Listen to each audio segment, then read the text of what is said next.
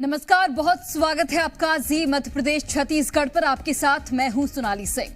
ग्वालियर जिले में मूसलाधार बारिश से जनजीवन अस्त व्यस्त हो चुका है। वहीं तिघरा डैम के सभी 7 गेट खोल दिए गए हैं। सभी गेटों को 4 फीट की ऊंचाई तक खोला गया है। बीते 11 सितंबर को भी डैम के सभी गेट खोले गए थे।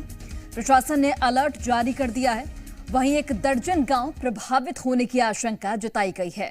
उधर भारी बारिश के चलते शहर के सभी स्कूलों की परीक्षा निरस्त कर दी गई है। हाई स्कूल और हायर सेकेंडरी की त्रैमासिक परीक्षा यहां पर निरस्त की गई है। डीईओ अजय कटियार की ओर से आदेश जारी किया गया। आंगनबाड़ी और स्कूली बच्चों की छुट्टी रहेगी। स्टाफ को स्कूल में रहने के निर्देश हालांकि दिए गए हैं। तो तिघरा डैम के सभी 7 गेट खोले गए हैं। मूसलाधार बारिश से जनजीवन प्रभावित हो रहा है। बच्चों के स्कूल में छुट्टियां घोषित कर दी गई हैं।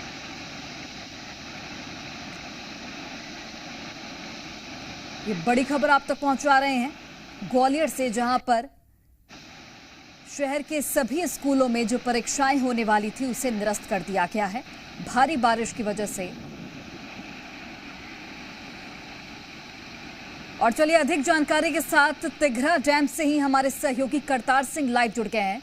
करतार, फिलहाल क्या तस्वीरें आप वहां से दिखा सकते हैं? चूंकि 7 गेट खोले गए हैं, जाहिर तौर पर जो बारिश का मौसम है उसकी वजह से जो परेशानी है वो बढ़ी हुई है।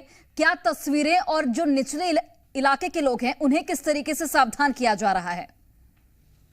देखिए, बिल्कुल सोनाली, जिस तरीके से ग्वालियर का तिघरा डैम है उसके 7 गेट है वो खोले गए हैं, जिसके चलते उसके जितने भी 1 दर्जन से अधिक गांव है डूब क्षेत्र में आ गए हैं। हम इस समय मुरैना के जो पिलुआ डैम है उसके पास में खुदवा डैम है, उस डैम पर आपको जंगम दृश्य दिखाना चाहेंगे। ये आसन नदी है। आसन नदी पे जो कुतवा डैम है वो बनाया गया है। लगातार इसका जल स्तर है वो बढ़ता चला गया, जिसके चलते ये ओवरफ्लो हो गया।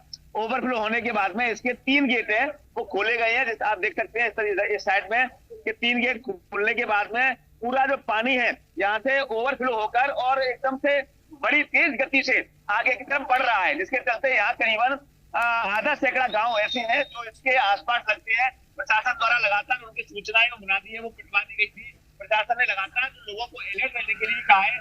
यहाँ कैंप भी बनाए गए हैं। एसडीआरएफ की टीमें भी यहाँ लगी हुई है कि अगर हालात बिगड़ते हैं तो उनको सुरक्षित स्थानों पर किस तरीके से ले जाया जाएगा। तो 4 दिन पहले जो हालात बने थे उस दौरान हालात ऐसे हो गए थे कि कई जगह जल भराव के चलते ग्रामीण जो थे वो उनको रेस्क्यू में बुलाया गया। 4 लोगों की जान भी इस जल प्रलय के चलते गई थी।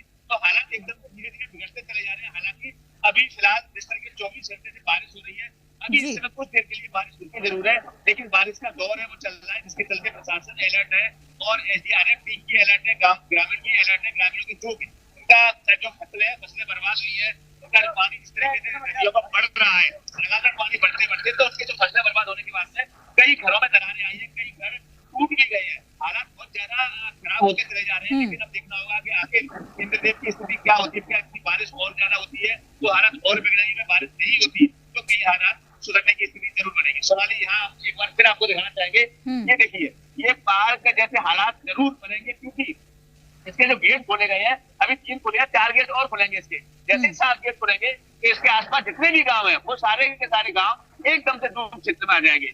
तो प्रशासन ने जितनी व्यवस्थाएं कर रखी है, अब देखना होगा आखिर और यहाँ क्या स्थितियां बनती है। सोनाली, ठीक है करतार, आप नजर बनाकर रखिएगा और तमाम तस्वीरें आप दिखाइएगा। फिलहाल आपका बहुत धन्यवाद जानकारी हम तक पहुंचाने के लिए।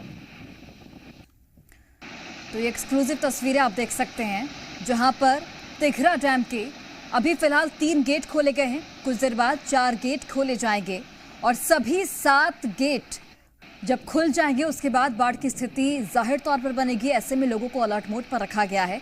जो भी स्कूल हैं वहां पर जो परीक्षाएं होने वाली थी उसे कैंसिल कर दिया गया है। बच्चों की छुट्टियां घोषित कर दी गई हैं।